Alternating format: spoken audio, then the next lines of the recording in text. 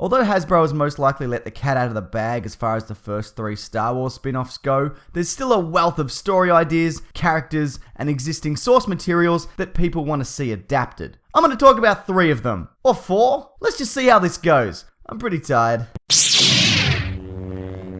Obi-Wan Kenobi is great. And kind of a shit bloke. He has a history of flat out lying, plus withholding some vital information.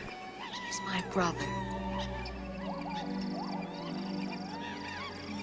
That being said, what a great character and perfectly cast in both film series. One thing the prequel trilogy got wrong, however, is how underdeveloped the character was. So why can't we see the definitive Obi-Wan Kenobi story? Set as many have suggested, between episodes 3 and 4. Ewan McGregor would obviously return, something he's open to. If they needed Obi-Wan Kenobi, I would rather it was me than someone else. I mean, of course. Would you be annoyed if they recast it? Yes, I'd be furious.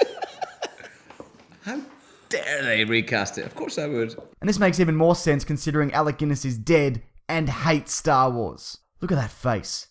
Pure disgust. So yeah, you set it on Tatooine. Make Obi-Wan, hero of the Republic, a broken man. Unforgiven style. You depict him as someone who's living with the knowledge that he maimed his once best friend and played a massive part in pretty much handing the worst guy in the galaxy the role of Emperor. He'd feel terrible about himself. As he bloody should! And almost as a sort of punishment, is forced to watch the Republic morph into a twisted dictatorship from the shittiest seat in the galaxy. The story would only need to be that of a local one. Perhaps he goes up against a criminal organization, but initially he lacks his former confidence and has a reluctance to use the Force. Maybe out of shame, maybe out of fear of being discovered as a Jedi. Probably not the second one though, because he still wears those robes. That's like not wanting anyone to know you're a doctor, but still wearing a white coat and a stethoscope around your neck everywhere you go. Anyways, the movie would build to him as the confident, limb-chopping, wizened Jedi we meet in A New Hope. Also, they could totally throw in that story about a robot-legged Darth Maul who comes looking for him, and is then shot in the head.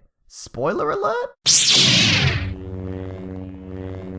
There are so many Star Wars games. At least 5. Some good, some great. Some based on a board game that's an alternative take on another board game. I've played this, by the way. It's really terrible. Whilst many are pushing for a Knights of the Old Republic movie, which would be great, I'd rather see the character of Kyle Katarn brought to the big screen. Popularized in the Dark Forces games from the mid-90s to the early 2000s, Kyle Katarn is part Han Solo, part Luke Skywalker, and all man.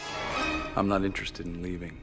I have some business to conclude with your friend, 88. If you were going to do a movie set during the events of the original trilogy, or just after, this is the guy you get. Most famously played by Jason Court in Dark Forces 2, he began as a lowly Imperial stormtrooper, was the one who originally stole the Death Star plans, he's tangled with Boba Fett, defeated a crew of Dark Jedi, turned to the dark side and back again, and sits on the new Jedi Council at the bequest of Luke Skywalker. Fun fact, Dark Forces 2 was also the first time since the original trilogy that the use of live-action lightsabers were used. I like this guy so much that I'd be happy to have him as just a background Jedi character in Episode 7. But if there was ever an expanded universe video game guy who should get his own film, it's Kyle Katarn, or Galen Marek. He's great, even if his games mostly amount to what feels like hitting guys with a glowing stick. Lastly, we have Rightt Squadron, a ragtag group of fighter pilots as seen in Book 5 of the X-Wing series. Assembled by Wedge Antilles, the only rebel pilot to survive all 3 original films, who was then bestowed with the greatest honor of all, a congratulating Wedge trading card. But yeah, assembled by Wedge Antilles, the idea behind this team was to clump together this ragtag group of flyers, most of which are considered reckless and probably crazy, but with specific skills that make them unique to an X-Wing squadron. And unlike other X-Wing teams, they double as a commando unit, meaning they could, say, complete a bombing run on an Imperial base, land, and then point blank shoot anyone that's left. Maybe this rumored Red 5 movie will take elements from this. After all, Red 5 is Luke's call sign from the first attack on the Death Star. Wedge, though, would have to be recast. The actor who originally played him, Dennis Lawson, who coincidentally is the uncle of Ewan McGregor, who he actually tried to talk out of joining the franchise, was offered the chance to return for Episode 7, but told Disney to jam it. Not in those words, but yeah. He Alec Guinness level of hates Star Wars. So I think this would be cool. Plus, Admiral Akbar's niece is part of the team, and she's probably all, it's a trap! There's certainly more Star Wars films that could be made that I want to talk about, so I'm definitely going to do another one of these videos. There's just a stack of ideas, one of which I've already talked about concerning Darth Vader. That video looks like this. You can find it on my channel.